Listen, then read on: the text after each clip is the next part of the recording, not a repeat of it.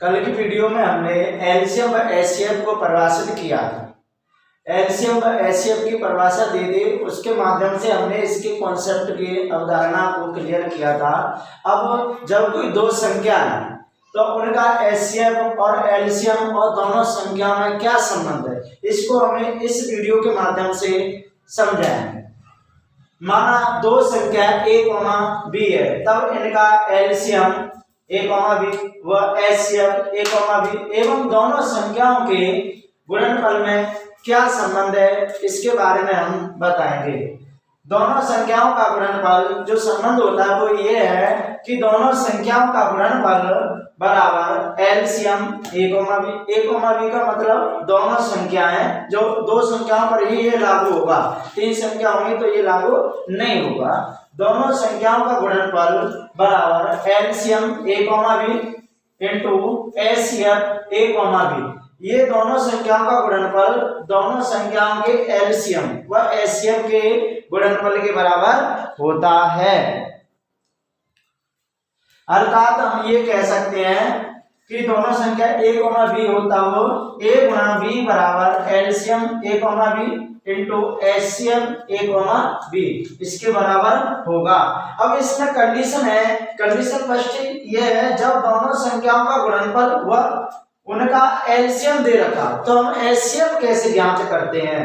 तो HCF a, b बराबर दोनों संख्याओं का गुणनफल a, b बटे एलसीएम a, मतलब दोनों संख्याओं के गुणनफल में एलसीएम का भाग दे देंगे तो एचसीएफ निकल आएगा। इसी प्रकार से जो दूसरी कंडीशन है, जब दोनों संख्याओं का गुणनफल व उनका एचसीएफ दे रखा हो, क्या दे रखा हो, एचसीएफ दे रखा हो, तो तब एलसीएम कैसे निकालते हैं। एलसीएम a, b बराबर दोनों संख्याओं का गुणनफल बटे एचसीएफ a, b, मतलब a, b में ये ले, इसलिए बोल रहा हूं बार बार कि दोनों संख्या हमने a और b को माना है, तो दोनों संख्याओं का गुणनफल a गुणा b, यहाँ पर a गुणा b लिखें, a गुणा b। ऐसे ही यहाँ पर भी a गुणा b में किसका भाग देते हैं, एचसीएफ का भाग देते हैं। एचसीएफ a, b का हम भाग दे देंगे तो हमें एलसीएम प्राप्त हो जाएगा। ऐसी तीसरी कंडीशन है जब एक संख्या वह एलसीएम एचसीएफ दे रखा, उनमें से कोई एक संख्या नहीं दे रखी हो, तो हम दूसरी संख्या को कैसे निकालते हैं। तो इसमें क्या करेंगे, वो जब दोनों संख्याओं का एलसीएम एचसीएफ दे रखा हो और एक संख्या दे रखी हो, तो दूसरी संख्या को इस तरीका से निकालेंगे कि एलसीएम व एचसीएफ के गुणनफल में जो दी गई संख्या उसका हम भाग दे देंगे, तो जो ज्ञात की जाने वाली संख्या वो निकल के आ जाएगी।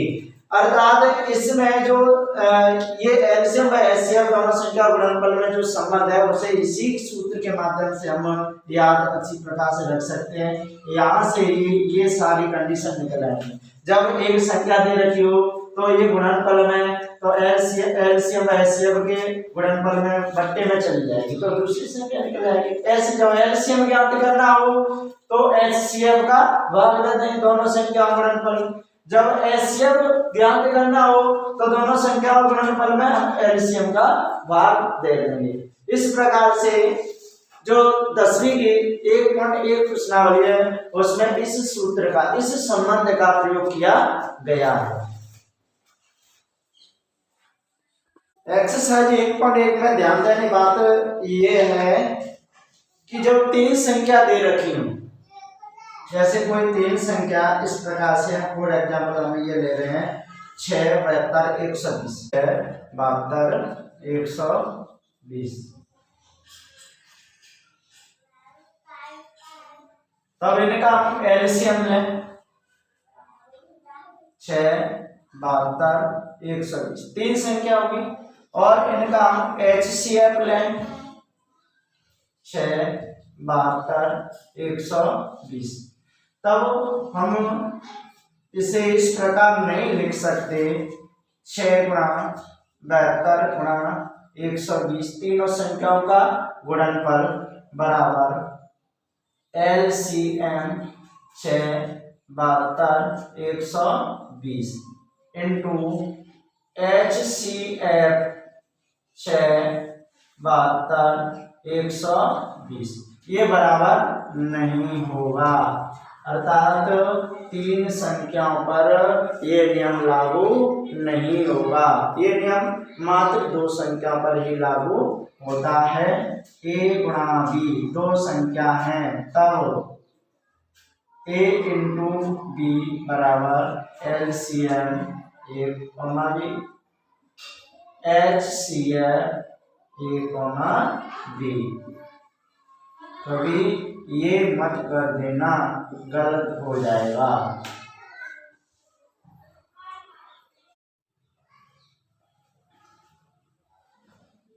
जो एक्सरसाइज 1.1 है, इस प्रश्नावली से सवाल एलसीएम और एचसीएफ के आधार पर ही आते हैं। अधिकतर अभाज्य गुणनखंड द्वारा एचसीएफ और एलसीएम ज्ञात करने के ऊपर इससे क्वेश्चन पूछे जाते हैं। जो क्वेश्चन नंबर 4 है वो इम्पोर्टेंट है।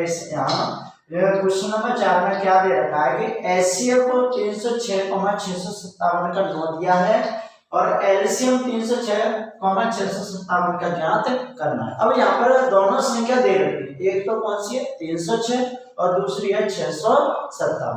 जब सूत्र हमने लगाया वो क्या था कि दोनों संख्याओं का गुणनफल बराबर उनका एलसीएम और एचसीएफ, उनका एलसीएम इंटू एचसीएफ, अर्थात दोनों संख्याओं का गुणनफल बराबर उनका एलसीएम इंटू एचसीएफ। अर्थात 306 गुणा 657 बराबर एलसीएम 306,657 इंटू एलसीएम 306,657। जहां पर एचसीएफ दे रखा है कितना है 9 और एलसीएम हमें ज्ञात करना है। तो एलसीएम बराबर क्या होगा, दोनों संख्याओं का नाम किया कि 306 गुणा 657 बटे इनका एचसीएफ कितना है 9 से 657 को हमने विभाजित किया, 9 का 65 में भाग देंगे तो 7 हो जाएगा, 9 7 63, 2 बची कितनी होगी यहाँ पे 27, 9 27। अब 306 का 73 से गुणा किया तो आया 22,338, जो कि इसका क्या है आंसर। इसका जो है एलसीएम दे रखा है, एलसीएम है ये, जो एचसीएफ तो दे ही रखा था, जो हमें ज्ञात करना था वो एलसीएम कितना निकल के आया 22,338।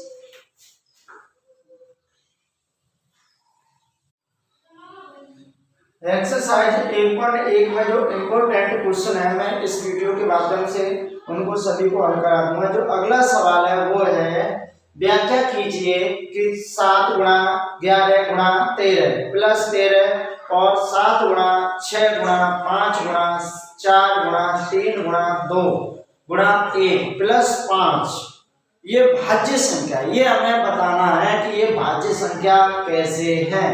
तो क्वेश्चन नंबर 6 में ये बताना है कि ये भाज्य संख्या कैसे है। यहाँ पे जो पहली संख्या दे रखी है वो है 7 गुणा 11 गुणा 13 प्लस 13, 7 गुणा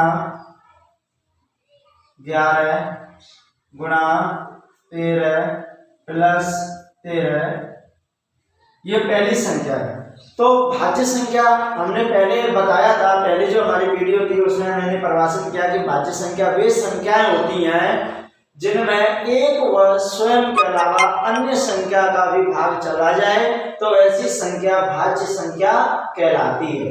अब यहाँ पर जो स्वयं तो ये हो गई और एक का तो सभी संख्याओं भाग जाता है, तो यहाँ से हमें कोई एक संख्या कॉमन निकालनी है, क्योंकि यहाँ से यहाँ तक एक हो गई, यहाँ से ये अगली संख्या प्लस के रूप में लिखी हुई है, तो यहाँ से कॉमन निकालना है हमें। तो देखो यहाँ पर जो 7 गुणा 11 गुणा 13 प्लस 13, तो यहाँ से 13 कॉमन निकल रहा है यहाँ से, तो 7 गुणा 11 गुणा 1 प्लस 1, तो ये जो संख्या है इसमें 1 का भाग जा रहा है और स्वयं का भी भाग जा रहा है और 13 से भी डिवाइडेड है, ये 13 से भी डिवाइडेड है। तो यहाँ पे हम लिख सकते हैं यह संख्या एक व स्वयं के अलावा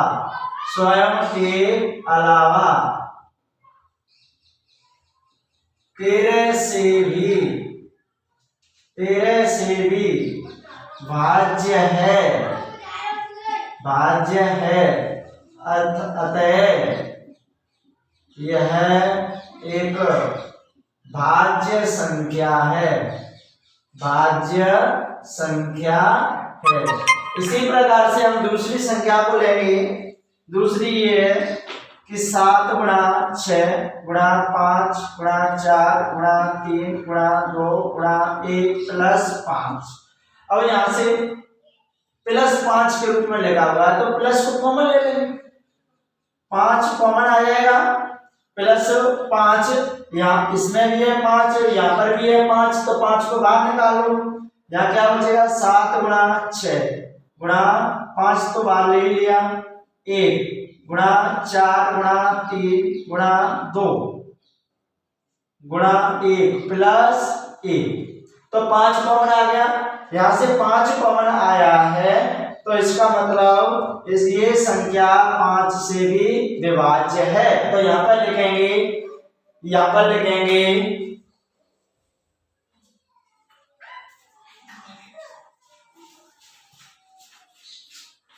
यह संख्या एक व स्वयं के अलावा, यह संख्या एक व स्वयं के अलावा, एक व स्वयं के अलावा संख्या 5 से भी विभाज्य है, संख्या 5 से भी विभाज्य है। अतः यह संख्या भी भाज्य संख्या है, भाज्य संख्या है। अतः हम कह सकते हैं,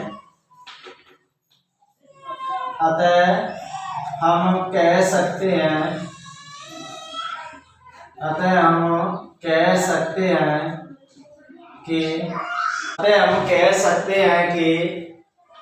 7 गुणा 11 गुणा 13 प्लस 13 हुआ 7 गुणा 6 गुणा 5 गुणा 4 गुणा 3 गुणा 2 गुणा 1 प्लस 5 एक भाज्य संख्या है, भाज्य